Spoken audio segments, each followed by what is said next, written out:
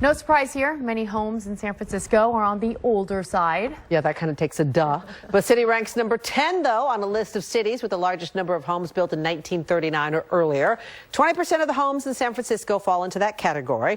The reporters from the online mortgage company LendingTree used data from the U.S. Census and other cities listed as having lots of older homes, which include Boston, Providence, and, believe it or not, Buffalo. It's interesting. Buffalo. Well, that'll do it for the news at 5. Raj Mathai joins us now with what's coming up next at 5:30. We got a lot going on right now at 5:30. A multi-million-dollar ransom is recovered. It all stems from that cyber attack. Remember that caused the nation's largest fuel pipeline to stop operating. We're going to explain how San Francisco-based FBI agents led the charge in getting that money back.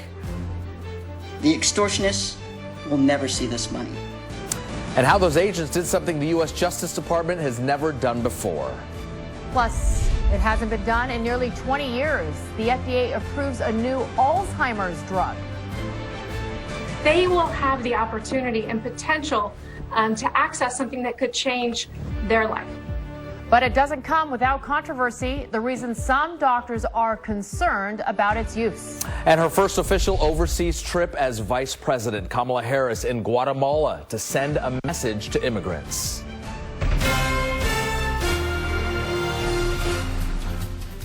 The news at 5:30 starts right now. Good evening and thanks for being with us. Usually Lester Holt would be here for nightly news, but Lester and all of us here at NBC Bay Area are excited to kick off our news schedule this evening. And Lester Holt will join us in a new time slot. Nightly news will air at 6:30 from now on. We're also debuting our new 7 p.m. newscast right afterwards. Again, nightly news has been moved to 6:30. But right now at 5:30, the FBI strikes back. With the help of Silicon Valley technology companies, the feds have managed to recover more than $2 million in ransom money. Colonial Pipeline Company paid the money to undo the ransomware that paralyzed the nation's largest gas pipeline. It's a big story. It involves blackmail, technology, and cryptocurrency. And the Bay Area played a leading role. Let's bring in our business and tech reporter, Scott Budman, joins us now in studio. It's a big deal, Scott, turning the tables on those hackers. Yeah, you're right, Raj. One of the reasons this ransomware attack was so devastating was that the ransom itself was paid in Bitcoin, a digital currency many think is untraceable. But today, the FBI warned cyber criminals they're able to follow the money, even if that money is cryptocurrency. 1 month after cyber criminals shut down the Colonial Pipeline and collected a multi-million-dollar ransom in Bitcoin, the FBI struck back. The extortionists will never see this money. Using a court order to recover $2.3 million worth of Bitcoin from DarkSide, the group involved in the attack. Today, the FBI successfully seized criminal proceeds from a Bitcoin wallet that DarkSide ransomware actors used to collect a cyber ransom payment from a victim. It's a case raising alarms about our own local infrastructure, showing how vulnerable we all are, and how willing cyber criminals are to use cryptocurrency to try to stay hidden. This case demonstrates our resolve to develop methods to prevent evildoers from converting new methods of payment into tools of extortion for undeserved profits. Right now, everyone can be a target. Bay Area cybersecurity experts say any system involving computers and code is vulnerable, and warn that everyone needs to update security systems to catch up with the criminals. We are going to improve. We'll never, ever completely stop all the threats, but we're going to make their jobs harder. I also says it's been working closely with tech companies to track both ransomware and the ransom itself, saying with the help of those companies, they're able to track the digital breadcrumbs left behind, both by the hackers and the cryptocurrency they extort. Janelle? Thanks so much, Scott. Well, federal investigators believe Russian cyber criminal gangs are behind the attacks. And tonight, a warning to Russia from the U.S. Stop the cyber attacks or face serious consequences. The harsh words come as President Biden prepares for a high-stakes meeting with Russian President Vladimir Putin next week. Today, Secretary of State Antony Blinken said cyber attacks will be the main topic of conversation of the highly anticipated sit-down with President Putin. One of the things that President Biden will make clear to President Putin when he sees them is that states cannot be in the business of harboring those who are engaged in these kinds of attacks. The Biden administration is considering using intelligence agencies to identify hackers and strike first.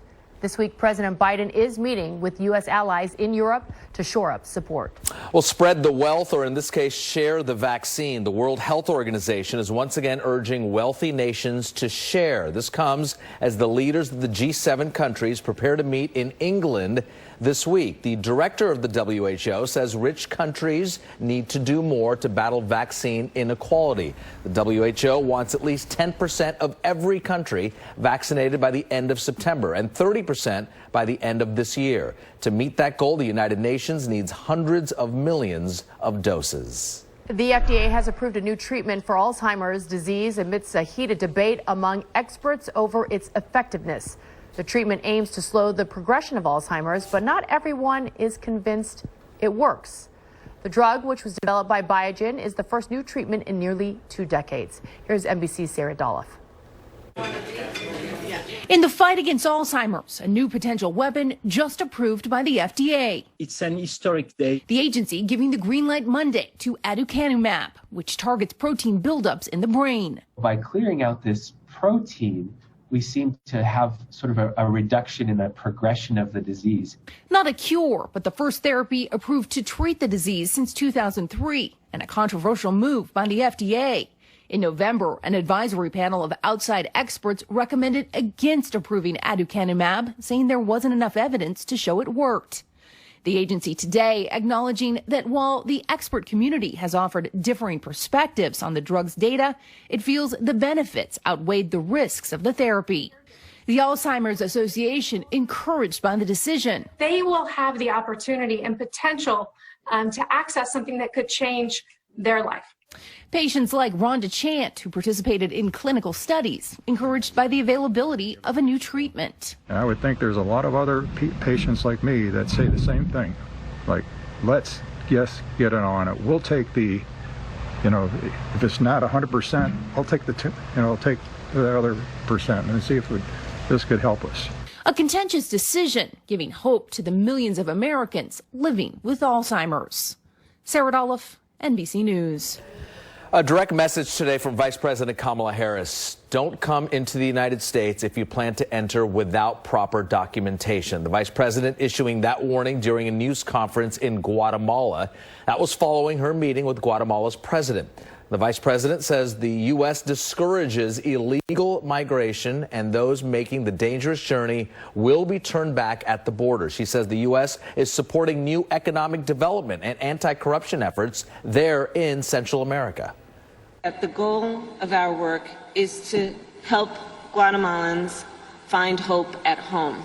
I want to be clear to folks in this region who are thinking about making that dangerous trek to the United States-Mexico border. Do not come. Do not come. A firm message, and this sets a lot of things in motion. A lot of questions. Why now, and why her to deliver this message? Let's bring in our political analyst, Larry Gerston. Larry, nice to have you back on the program. Donald Trump's had similar remarks during his presidency, telling immigrants from Central America to stay away. What's the difference today with the vice president? I think you can start with tone, Raj. With Trump, it was a matter of trying to cut out all foreign aid as punishment to what we call the Northern Triangle, Guatemala, Honduras, and El Salvador. And he really went out of his way to make the relationship between the Northern Triangle countries and the United States pretty toxic. Harris has come down, and it's very interesting, by the way, because this is her first international assignment, and it's a big one. Dealing with illegal immigration, undocumented coming over the border. And she's gone to Guatemala because of all the countries, Guatemala really has a number of its residents leave and try to come here. Look, over the last 2 years alone, 400,000 Guatemalans have been apprehended at the border. 400,000, that's 2% of the country's population. And so what the vice president's trying to say is, look, we'll give you money for help. We have a $4 billion plan over the next 4 years for economic help. We'll bring in companies. A dozen companies have said they're going to come down to the region. We'll give you humanitarian aid, $300 million above the $4 billion. But you've got to try to work things out here. Larry, why not President Biden? Why is it Vice President Kamala Harris to make this trip with this announcement at this time? This is a pivotal moment here in foreign policy. It is a pivotal moment, but you can only do so much. And as we know, the president is going off to Europe in a day or two, where he'll be in England and Belgium, then in Switzerland, and meeting first and of course ultimately with President Putin. Harris has come down here. This is sort of like divide and conquer. And I think it's really a compliment to the vice president that President Biden said, look, I'm making this your baby. You've got to manage this. You're up to it. I know you can do this. And so you're the one who's going to be the point person on this as we go throughout the next few years. This is not going to be a short-term deal. We're talking about a several-year, perhaps decade or two deal. And all of this, of course, stands in an era of confusion because the Congress has yet to come across with some sort of formal immigration policy. That's been eluding Congress forever, or Congress has decided not to take it on. So what the Harris meeting means is that the United States is now trying to actively, vigorously, and with support try to help that region become much more self-sustaining. And the million-dollar question as we wrap it up, will this work? This firm statement by the vice president today, this promise to invest in Central America, will this actually deter those people to come across the border illegally? Going to give you an answer a lot of people won't like. It's going to take a long time. The relationships between the United States and these countries has been fractured. Their own problems are very persistent. We're talking about gangs. We're talking about corruption. All of these things have to be taken care of and solved. And of course, we've got to find ways to help these guys become self-sufficient economically. This is not going to be a one-trip deal. It's not going to be a one-year or even one administration deal. But at least the Biden administration is attempting to turn a page, and they're having Vice President Harris take the lead. And either way, it looks like we'll be spending or investing, depending on how you look at it, a lot of money in this situation at the border. Larry, thank you for your time. Lester Holt will interview Vice President Kamala Harris in Guatemala. You can watch Lester's exclusive conversation tomorrow on Nightly News at the new time, 6:30 p.m. Up next, though, racing 100 miles an hour on streets and freeways. A motorcyclist weaves in and out of traffic, and that's not the craziest part of this police chase. Tax time has come and gone, but one viewer's still been fighting a battle over his tax software. I'm consumer investigator Chris Chmura. NBC Bay Area responds. Next. I'm Chief Meteorologist Jeff Ranieri. We're looking at some gusty winds, especially at the coastline. I'll have details on the wind advisory, even a little bit of rainfall for parts of California. I'm back with that in about 6 minutes.